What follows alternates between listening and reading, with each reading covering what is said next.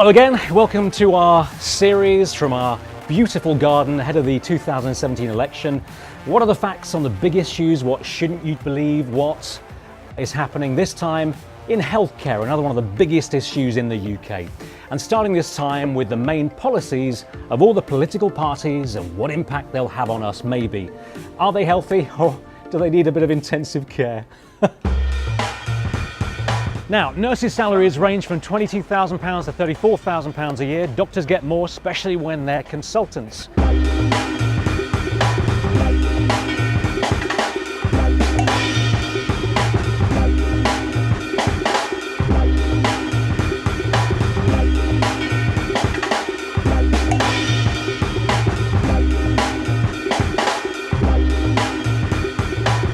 But now let's look at that second hot topic we hear about all the time.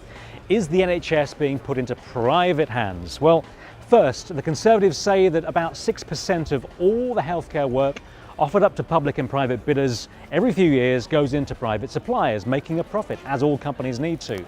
Just 6%. 6%. On the other hand, the NHS Support Federation puts that at more than 1 in 3. The GP-led clinical commissioning group says it's 40%, just 1% less than the NHS gets for the same bids. So there is a big difference between what the government says and what the health service says, yet again.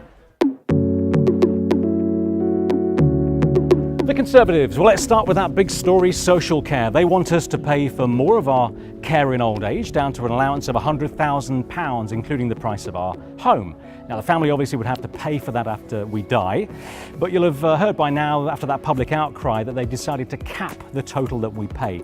Although they won't say how much that'll be, we won't find out until after the election. On other issues, well, they do say that they'll increase NHS spending up to £8 billion extra a year by the next election. GPs will have to sign new contracts, including a new deal on working hours. They'll keep A&E departments working very hard, seeing 95% of patients within 4 hours. They'll make foreign workers and overseas students also pay more for their care. Now, Labour, well, they say they'll deliver safer staffing levels and reduce waiting lists. They'll spend £30 billion more on the NHS over the next 5 years. Hospitals will be banned from charging for car parking. They'll also guarantee access to NHS treatment within 18 weeks, wiping off around 1 million people from the waiting lists. For NHS staff, they'll scrap the Conservatives' 1% a year NHS pay rise, and they'll protect mental health budgets. The Lib Dems, well, they're the first party really to say what they definitely will do. They'll give an extra £6 billion to health and social care, paid for by a 1p increase in income tax. Plus, they'll guarantee they'll put every penny into healthcare. They'll let all NHS and social care staff from the EU stay here and bring back student nurse bursaries. They'll also focus on putting money into mental health, children's services and carers. Now again, we don't have time to go through everybody's plans, but here's the link to find out more about all of the other parties.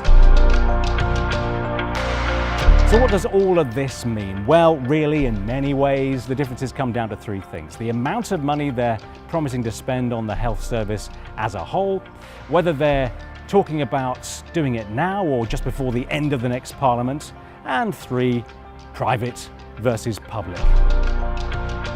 So it's very simple. Ask questions, step back and vote based on which party you think has our interests at heart, the party that will make your life better when you need it. For now, it's time to go. Next time, we're on to the economy. Check out the links if you have the time. Share these videos if you can. We'll have the next one out tomorrow.